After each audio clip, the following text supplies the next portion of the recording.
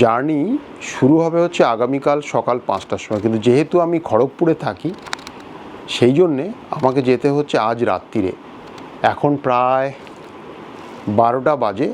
ওই 12:30 1টার সময় একটা গাড়িতে করে এখান থেকে চলে যাব 130 কিলোমিটার দূরে আমাদের যে হাওড়া স্টেশন, সে হাওড়া স্টেশন থেকে ভোর 5:30 6টা নাগাদ যে আমাদের বন্দে ভারত এক্সপ্রেস আছে, বন্দে ভারত এক্সপ্রেস ধরে চলে যাব এনজিপি।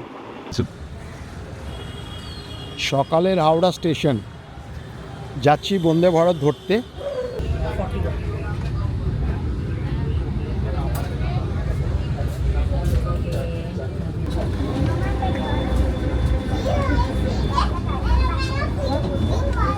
শেষে বন্দে ভারত ঠিক সময়েই নিউ জলপাইগুড়ি স্টেশনে এসে পৌঁছলো। এখন 1:35 বাজে।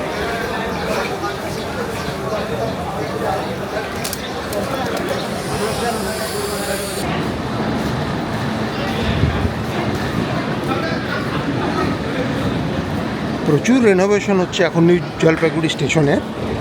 মাত্র হোটেলে এসে পৌঁছালাম। আমি ট্রেনে থাকতে থাকতেই কিছু রিভিউ দেখে এই হোটেলটা ঠিক করেছিলাম। এই হোটেলটা একটা সুবিধা হচ্ছে স্টেশনের খুব কাছে। Hotel green view residency. এই দুটো গাড়ি চেপে আমরা বেরোবো। এখন সকালবেলা এরা আমাকে পিক আপ করলো শিলিগুড়ির যে বাস স্ট্যান্ড, আমাদের নিউ জলপাইগুড়ির বাস স্ট্যান্ড যেটা, সেই বাস স্ট্যান্ড থেকে পিক আপ করলো টিটিএইচ। দুটো গাড়ি নিয়েছে, আমরা টোটাল 9 জন আছি।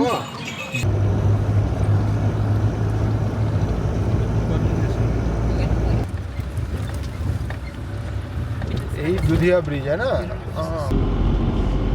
ये दिल दीवाना दीवाना है, ये दिल दीवाने ने मुझको भी। এই হচ্ছে মানেভঞ্জনের সেই বিখ্যাত ল্যান্ড রোভার, সেকেন্ড ওয়ার্ল্ড ওয়ারের সময়কার ল্যান্ড রোভার এখনও চলছে মানেভঞ্জনে। এপি যাওয়ার সময় আমাদের মাঝে একটুখানি দাঁড়ালাম ধোত্রে, খুব সুন্দর ছোট্ট একটা গ্রাম। এখানে একটু চা খেয়ে আমরা আবার বেরিয়ে পড়ব। ধোত্রে দেখলাম বেশ কয়েকটা ছোট্ট ছোট্ট বাড়ি নিয়ে, বেশ সুন্দর জায়গাটা ধোত্রে, একটা শান্ত নির্জন জায়গা।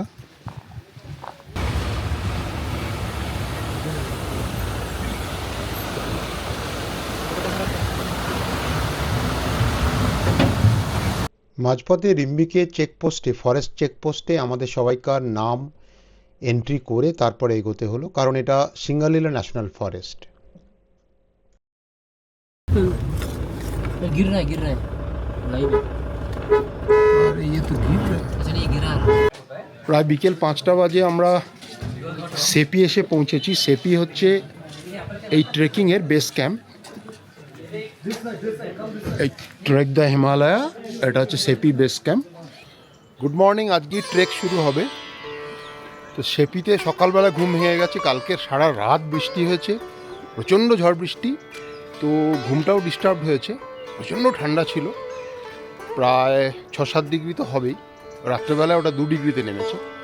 সকালবেলায় উঠে কিন্তু চারপাশটা দেখে মন ভরে গেছে। একবার দেখাই, এখন সূর্য সবে উঠছে, একবার দেখুন।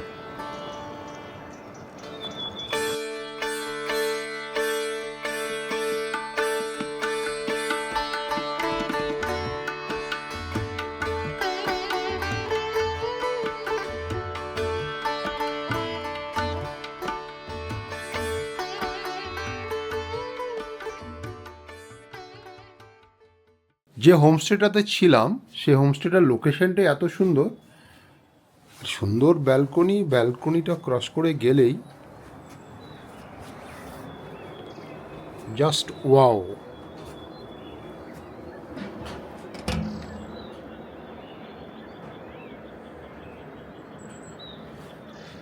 সকালে রোদে সব ঝকমক করছে চারদিকটা। 8টা বাজে, এখন আমাদের ট্রেক শুরু হয়ে গেল। সকালবেলা সেপির থেকে আমরা স্টার্ট করলাম। আমাদের আজকের গন্তব্য সামানদেন। Samandan tak it's 7 kilometers, right? No, it is 15.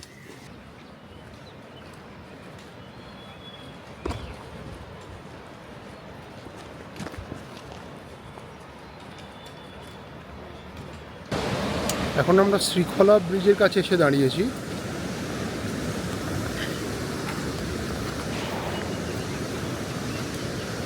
এইটা হচ্ছে নতুন ব্রিজ, আর এই দূরে ওইটা হচ্ছে পুরনো ব্রিজ।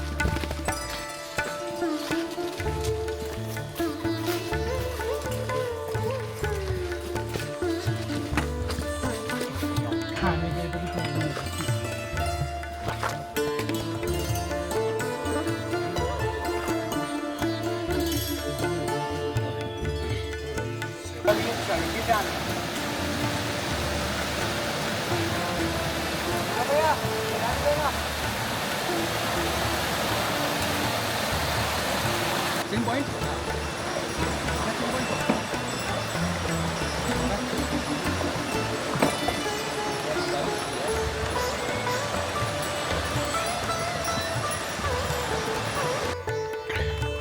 আমাদের প্রথম দিনের ট্রেক শেষের দিকে। এখন আমরা এসেছি সামানদেন, জায়গাটা দেখাই।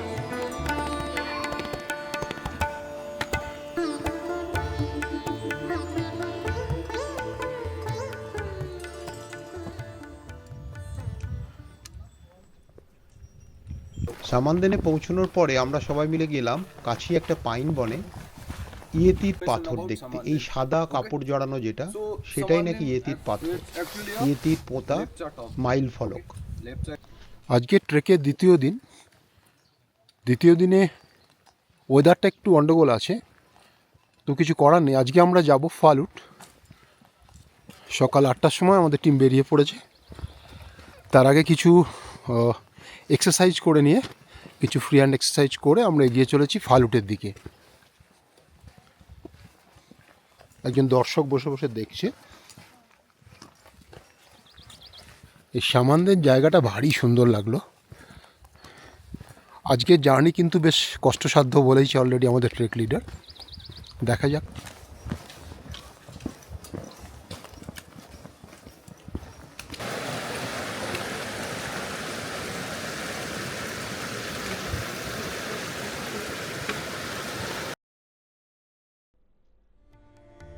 নদী পেরিয়ে আসার পরে একটা জায়গায় আমরা থামলাম, চারপাশটা লালে লাল,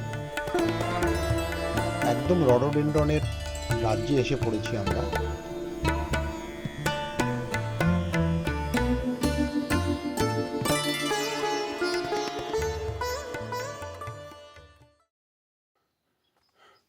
এই সামানদেন থেকে গোর্খে যাওয়ার সময়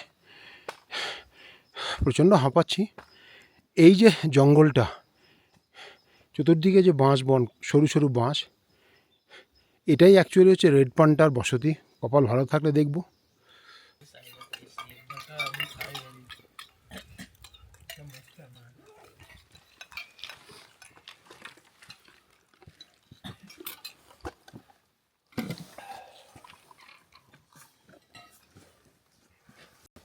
গতকাল রাত্রে সারা রাত বৃষ্টি পড়েছে, বরফ পড়েছে। তারপরে আজকে সকালের দৃশ্যটা একবার জাস্ট দেখুন।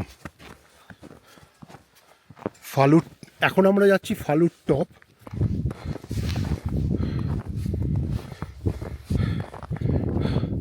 মনে হচ্ছে এক্সপিডিশনে যাচ্ছি। সত্যি এটা একটা এক্সপিডিশন। ফালুট টপে দিকে যাচ্ছি সকালবেলায়। চারদিক বরফে ঢাকা আছে, আর দূরে আস্তে আস্তে সমস্ত হিমালয়ের রেঞ্জগুলো দেখতে পাবো, যদিও আকাশে মেঘ আছে।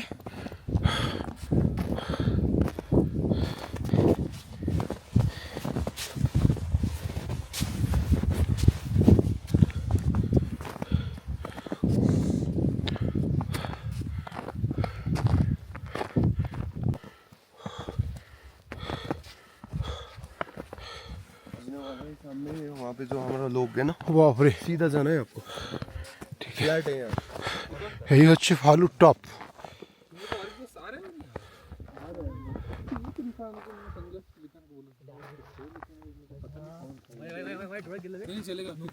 ভালুর টপ থেকে আসার পরে আমরা আবার ট্রেকে বেরিয়ে পড়লাম। আমাদের আজকের গন্তব্য থাকুম ভ্যালি। প্রথমেই পড়লো তুষার ঝড়, কন্টিনিউয়াস স্নোফল চলছে, তার মধ্যে দিয়ে আমরা এগিয়ে চলেছি টুকটুক টুকটুক করে।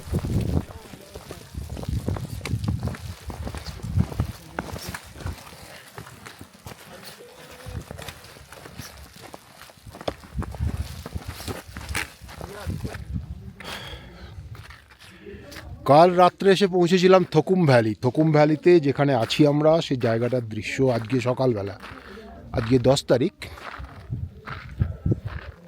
এই হচ্ছে সকালের দৃশ্য। এই ইয়াক লজ, এই ইয়াক লজেই আমরা কাল রাত্রিরে ছিলাম। চারপাশ পুরো সাদা, প্রচণ্ড ঠান্ডা।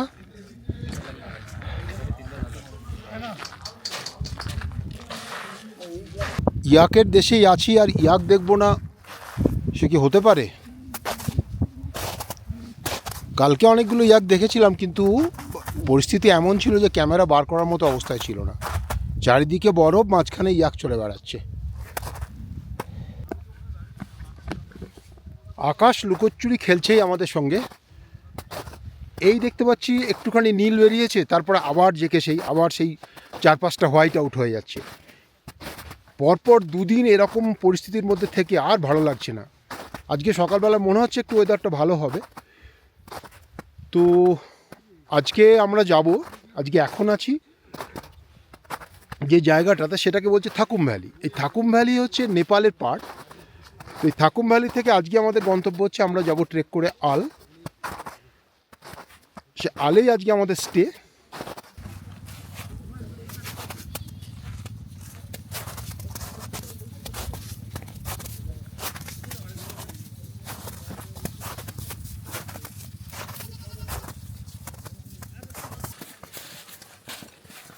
থকুম ভ্যালি থেকে রাস্তা নিচের দিকে অনেকটা ডিসেন্ট, কিন্তু বরফের ডিসেন্টটা মাঝে মাঝেই আমরা পিছল খাচ্ছি।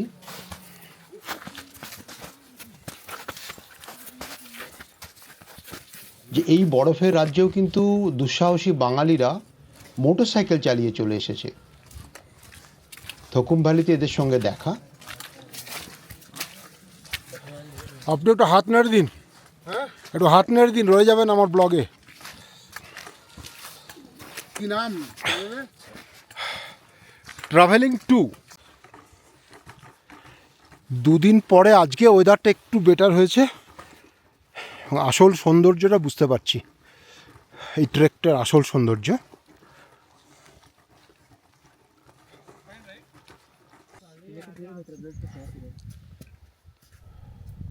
বরফের রাজ্য আসতেই আমাদের মধ্যে শুরু হয়ে গেল বরফের গোলা নিয়ে খেলা, ছোড়াছুড়ি।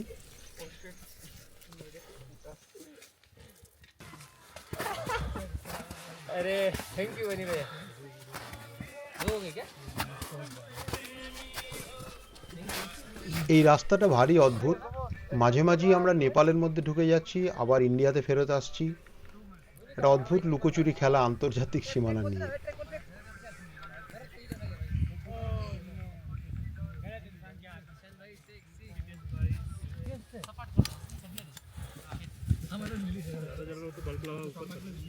তুষারপাতের ফলে রাস্তার সঙ্গে সঙ্গে গাছগুলোও পুরো বরফে ঢেকে গেছে।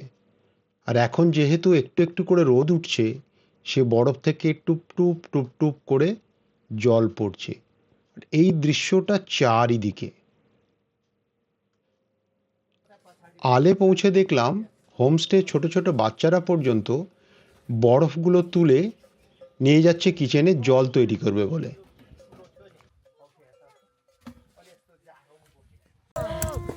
অবশেষে আমরা এসে পৌঁছেছি সান্দাকফু টপ। एक ब्लॉग तो करना पड़ेगा চারপাশে কিচ্ছু দেখা যাচ্ছে না, প্রচণ্ড তুষার, চারপাশটাই হোয়াইট আউট।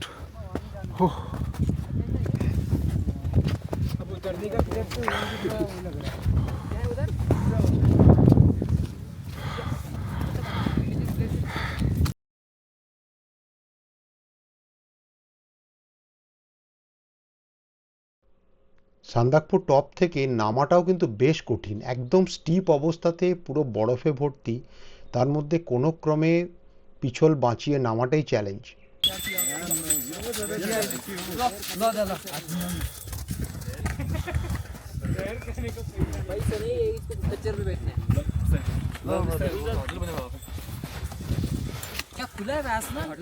देखो ये एक मिनटों का खेल है, मिनटों में ऐसा हो रहा है, मिनटों में ये हो रहा है। अरे बाप रे, ও সান্দাকফুতে হোটেল, আর কিছু বাকি রইল না। পর্যন্ত পুরোই গাড়ি চলে আসে মানেভঞ্জন থেকে। এরপরে আমরা মোটরওয়ে রোডের ধার দিয়ে দিয়ে যাব। সব জায়গার মতো এই সান্দাকফু ভিড় বেড়ে গেছে, প্রচুর থাকার জায়গা হয়েছে এখন সান্দাকফুতে। এই ট্রিপটার অন্যান্য জায়গার মতো সান্দাকফুর এই অঞ্চলটাও কিন্তু একদিকে নেপাল, যেমন এই হোটেলটা নেপালে, অন্যদিকে ভারতের অংশ।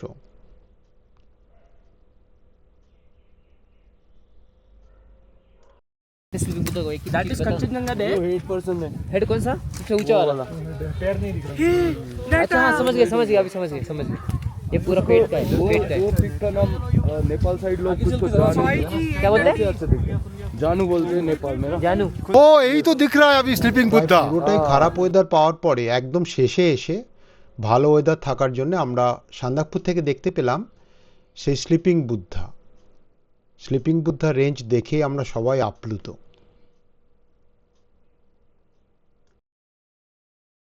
সান্দাকফুর চারদিকটা একটু ঘুরে দেখি। আজকে ঝকঝকে রোদ, নীল আকাশ, নিচে বরফ, অসাধারণ কম্বিনেশন।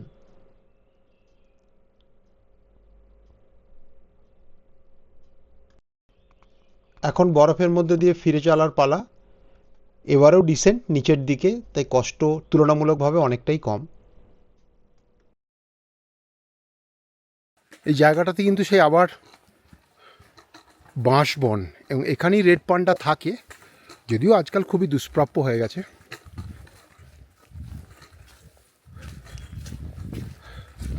একদম একা, আমার সঙ্গী সাথীরা অনেকে এগিয়ে গেছে, কিছু পিছিয়ে আছে, একদম একা চলেছি। দারুণ একটা অনুভূতি।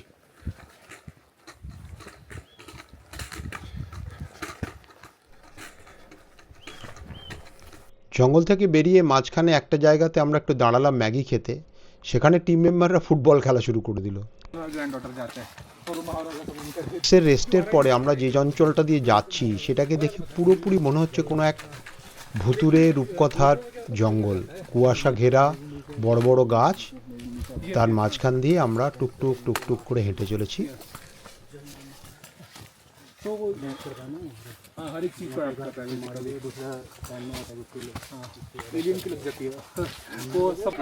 আজকে লাঞ্চ ব্রেক গুড়দুম, বেশ সাজানো গোছানো একটা হোমস্টেতে আজকে আমাদের লাঞ্চ।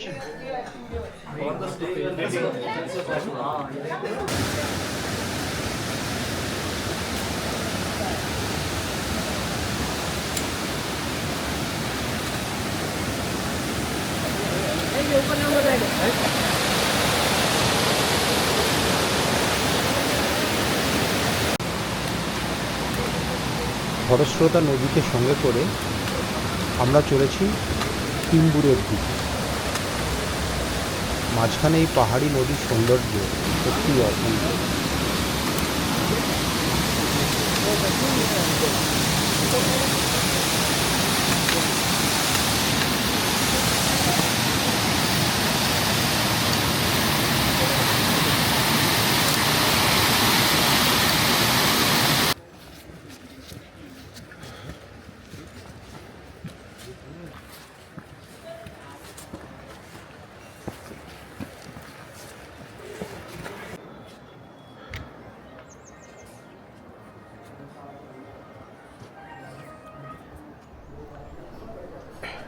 টিম্বুরেতেও কিন্তু বাজে ওয়েদার আমাদের সঙ্গ ছাড়েনি। কখনো মেঘ, কখনো অল্প অল্প আকাশ পরিষ্কার হয়ে আসছে।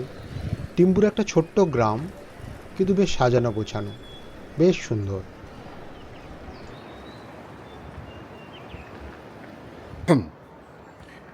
আজ সকালবেলা চলে যাব সেপি, সেখান থেকে আমাদের গাড়ি আমাদের সঙ্গে চলে যাবে। এখন আমরা রয়েছি তিম্বুরেতে। তিম্বুরের জায়গাটাতে কালকে যেখানে এসেছিলাম আমরা শ্রীখোলাতে, সেই স্বয়ম্ভু হোমস্টে থেকে আস্তে আস্তে এবার বিদায় নেওয়ার পালা।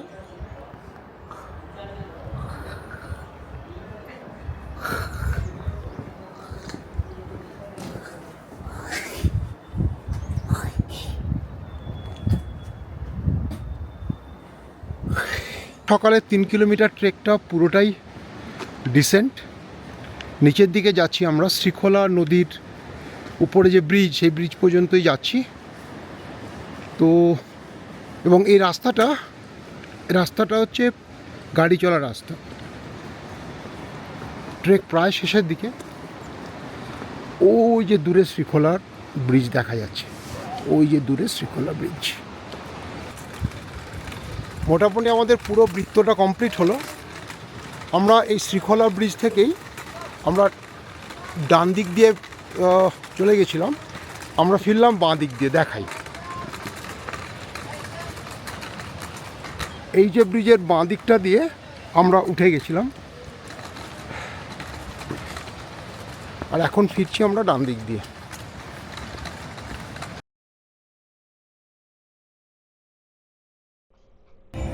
আমাদের ট্রেক শেষ। সেপির থেকে গাড়ি নিয়ে আমরা ফিরে চললাম এনজিপি স্টেশনের দিকে।